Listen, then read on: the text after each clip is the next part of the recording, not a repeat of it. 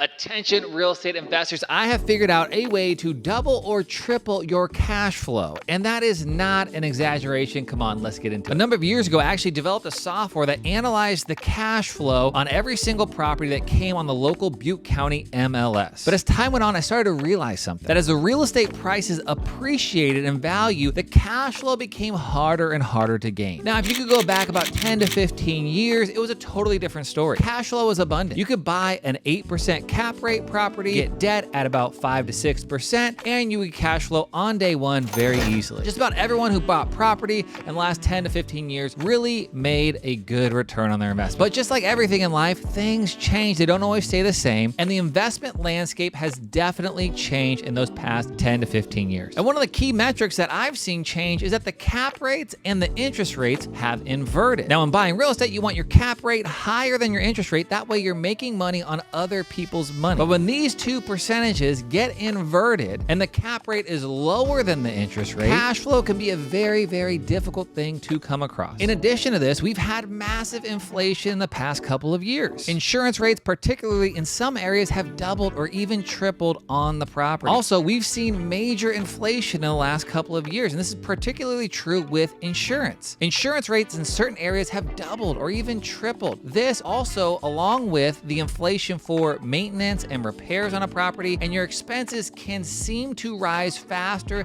than the rents are rising, thus lowering the return and the cash flow on properties. And I would say also in our area of Butte County, we've seen a massive boom in the building of affordable apartment communities. So the increase in the supply increases the vacancy rate, thus leading to some rents having to lower to be more attractive to fill with tenants. So when you combine all this together, you have to ask yourself, is real estate as sexy of an investment as it once was? Rich Dad Poor Dad author Robert Kiyosaki says that one of the key indicators of financial intelligence is understanding accounting. So one of the things you have to ask yourself is my equity, is my money that's been invested in real estate working as hard as it could be in another investment? And the equation we're going to use for that is the return on equity. This is how much money your money is pretty much making. So you find this by looking at your cash flow divided by the equity, and that equals the percentage of return on equity that you're getting. So let's go through a real life example. So this is a property that I'm working on with an investor. This is a real life property with real life numbers, but I've changed all the names and the addresses to keep it all anonymous. But this is a 13 unit multifamily located in Chico, California. The value on this property is $1.6 million, and the cash flow on it is $3,600 roughly per month. This gives you an annual cash flow of about $43,000 a year. So $43,000 a year, this apartment is bringing in cash flow, not too bad. Pretty good. I think a lot of investors would be happy with that kind of return. But let's do the calculation. Let's see what the return on equity is. So if this owner were to sell his property after fees, after the debt, which is about $500,000, he would receive about $1 million from proceeds from the sale of his property. So he has about $1 million tied up in equity in this $1.6 million multifamily. But now let's compare it with other investments, and I'm going to introduce some funds that are backed by real estate that large companies are owning and controlling. So there's one example right here. This is DLP Capital. They own thousands of apartment communities all over mainly the southern part of America. They also do lending and a bunch of other real estate investment like development and things like that. They have a lending fund that's been around for many, many years, and it's returning 10% return on the investment. These are monthly distributions. It's 90 days liquid, meaning that you could get your money out in 90 days. So if you invested $1 million into this fund, receiving 10%, you would receive $100,000 annually, or about $8,300 per month. So you can see right here, if you were to sell this asset, take the $1 million out of the apartment, put it into DLP Capital, you would more than double your monthly cash flow. Interesting. Let's look at another one. Here's Altus Equities Opportunity Fund. They are buying warehouses and apartments and all kinds of deferred maintenance properties all through the southern United States as well. Now on this fund, it's an opportunity fund. It is a 5 to 7 year tie-up, meaning it's not very liquid at all, but they are returning a 12% preferred return, which means that the investor gets 12% before the investment company takes expect any dollars away. And you should be able to conservatively get about a 13 to say 15% return on your investment, although it could be much higher than that. For this example, let's just say it's 13% return on your investment. So you take the $1 million out of the apartment complex, you invest it with Altus equity, and let's say you get a 13% return on that investment. That would equal $130,000 a year, or over $10,000 per month if you took it on a monthly scale. But it's important to note that for this particular fund, you got to know your fund. It's not distributed monthly. It's distributed on a different schedule, so you got to kind of understand each fund individually. Lastly, let's look at this fund right here. This is BRD Capital. This is a great company. They invest in entitled land in Texas and Alabama and the southern states as well,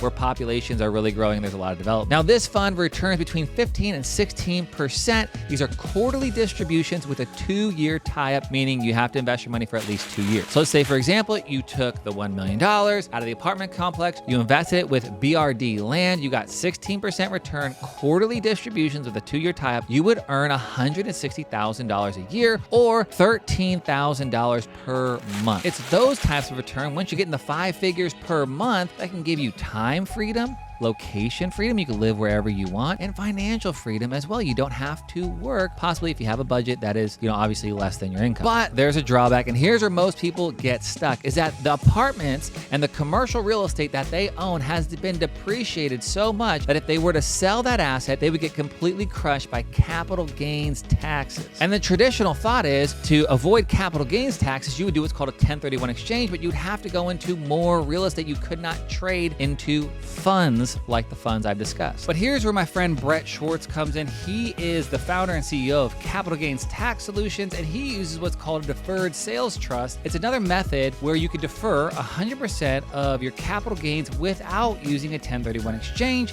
And the cool thing about a deferred sales trust, or DST for short, is that you could sell highly appreciated multifamily, commercial real estate, any asset, any investment really, and go into any other kind of investment. It doesn't have to be what's called like kind. So you can go into these funds while still deferring 100% of the capital gain. Now, obviously, when you come into capital gains and exit strategy, you probably want to get a CPA involved, financial planner. There's other people that are going to be on your team who are going to want to surround you with an exit strategy, but definitely Brent Schwartz should definitely be on that team, or a deferred sales trust expert. But there are drawbacks to this strategy as well. And again, I'm not a financial planner, but this is what I've been able to see firsthand in people's lives around me who are investing in multifamily. So first off, if you sell your multifamily, you do a deferred sales trust, you go into funds, you 2x, 3x your cash flow, which is great. You do lose some really cool things. One is appreciations. The funds, they give you cash flow, but they don't necessarily appreciate. Depreciation expense. On the real estate, the depreciation is really great for tax advantage. And also debt pay down. So your debt is being paid every single month. On the multifamily or commercial real estate, where the funds obviously don't have that dynamic part to it. And obviously there's risk in every investment. There is some aspect of risk, so you have to be aware of that. But those funds are going to 2x, 3x your cash flow, which is great. Another thing that I haven't mentioned, which is a great benefit,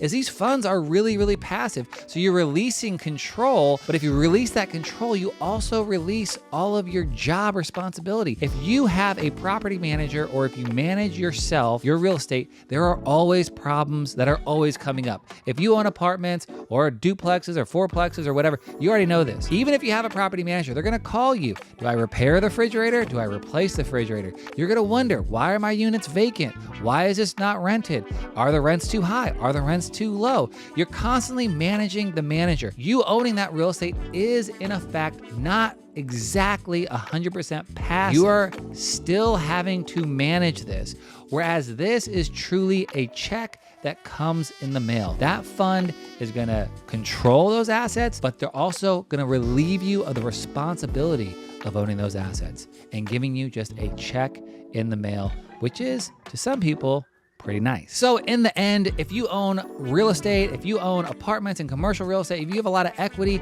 you have options. You can keep this, you could 1031 exchange, you could do a little bit of both, but what you should have is a team of experts around you. But you should also have a CPA, financial planner, and I think you should talk to capitalgainstaxsolutions.com and look at the tax implications of transferring from one to another. You could also talk to all the fund managers and everything else, but you should collect yourself a team of experts who could help you get the the best return on your equity.